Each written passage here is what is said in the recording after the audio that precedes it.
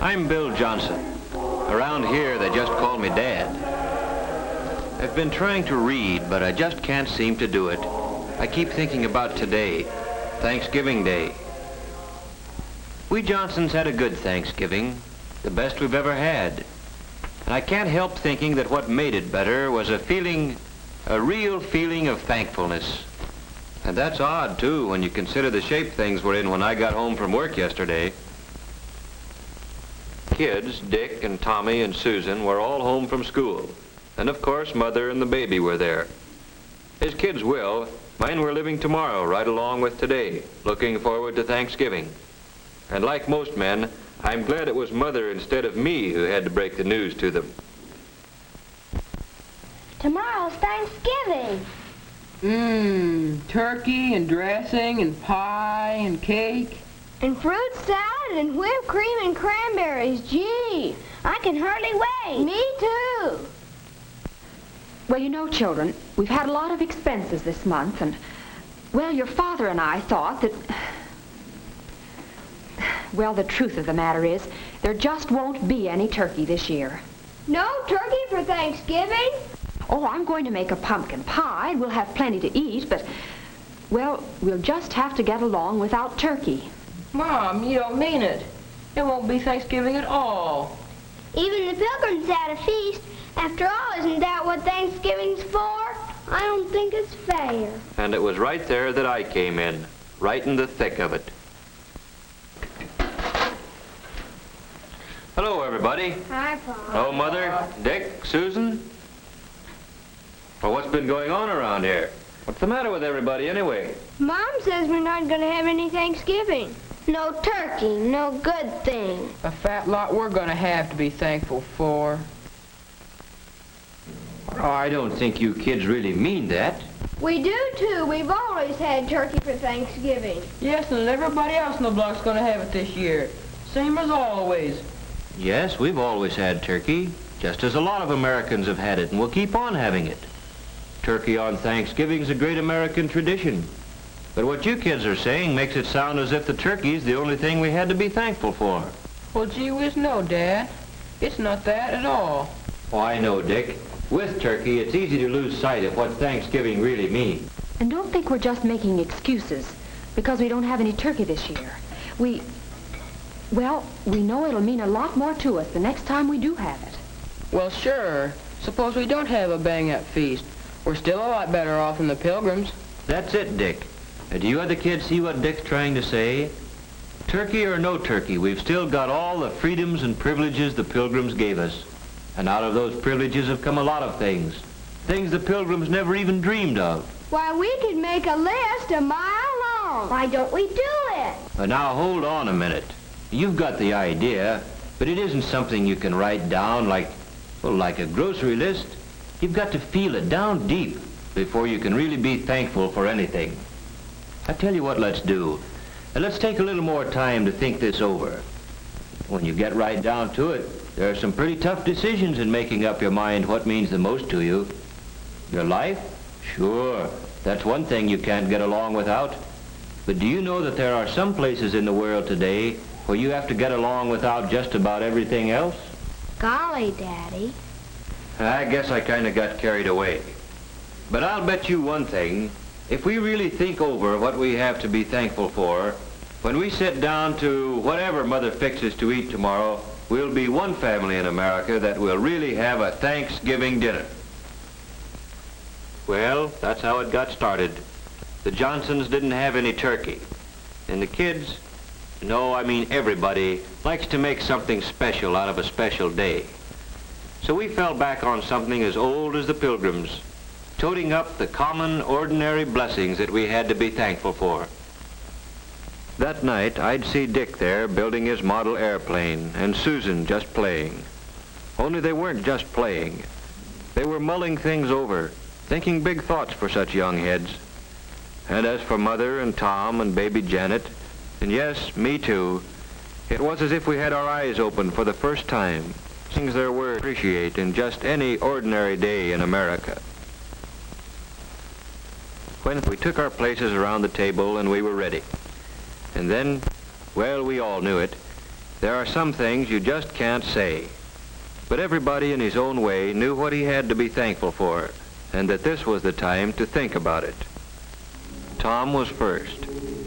I am thankful for getting plenty to eat all the time, with extras that count, like cookies and milk after school. Like Mom says, I'm hungry all the time anyway, and if I didn't live in a country where there was plenty to go around, golly.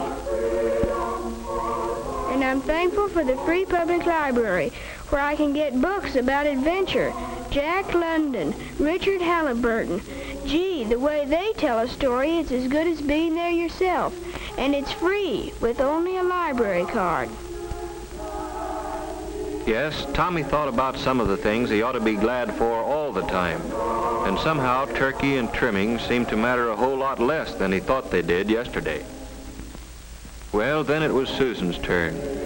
Susan's a happy-go-lucky kid.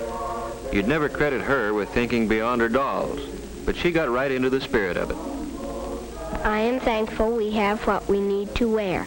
Though Mother says it's hard to keep up with us, we grow so fast. I never thought before how many clothes it takes for all kinds of weather, or how it would be to have to do without the right ones. I'm glad to be able to go to Sunday school, or go to any church I want, any Sunday.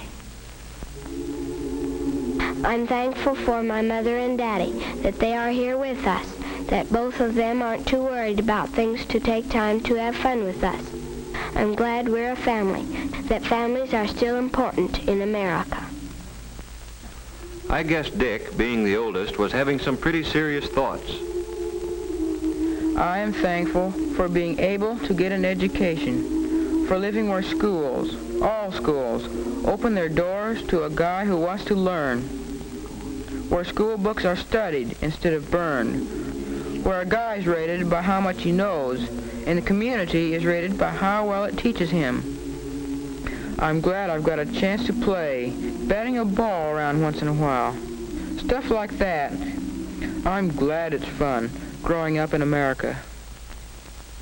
Sure, baby Janet's too young to understand the big word Thanksgiving. She's too little even to tell us the things that make her happy.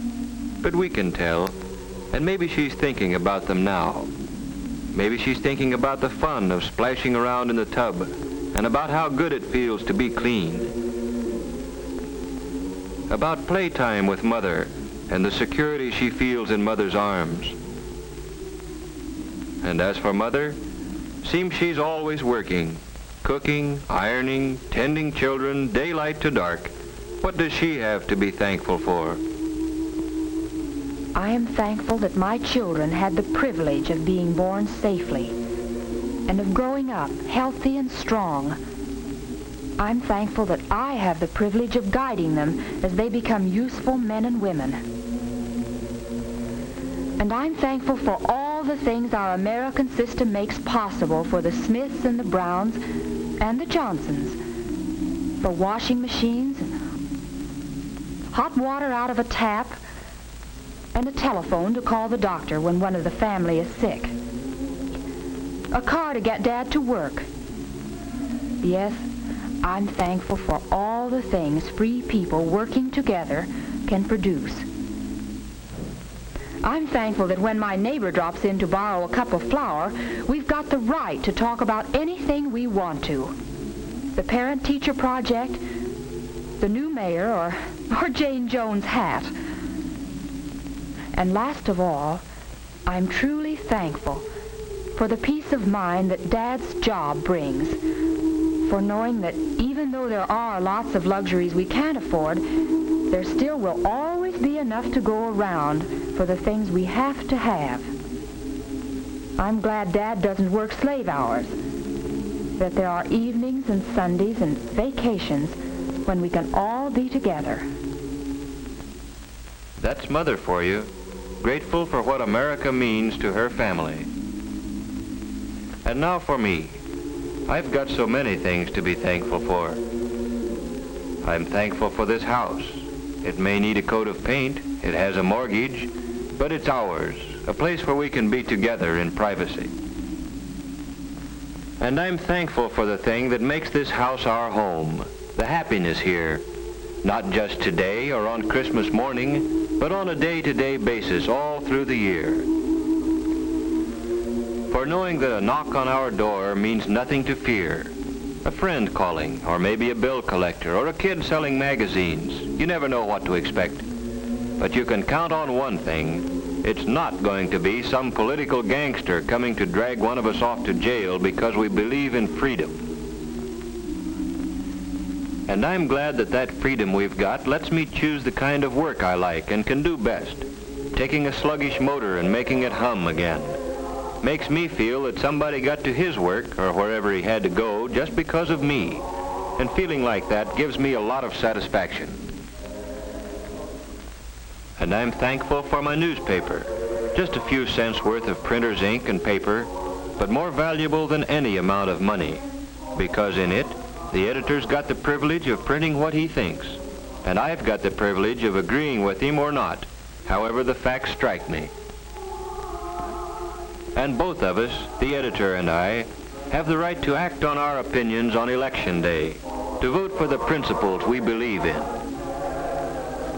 And finally, I'm thankful for being able to believe, in spite of everything, that somehow, someway, the unity we've got here in the Johnson family will someday spread to men and nations throughout the world. For all these things, we are truly and humbly thankful. Amen.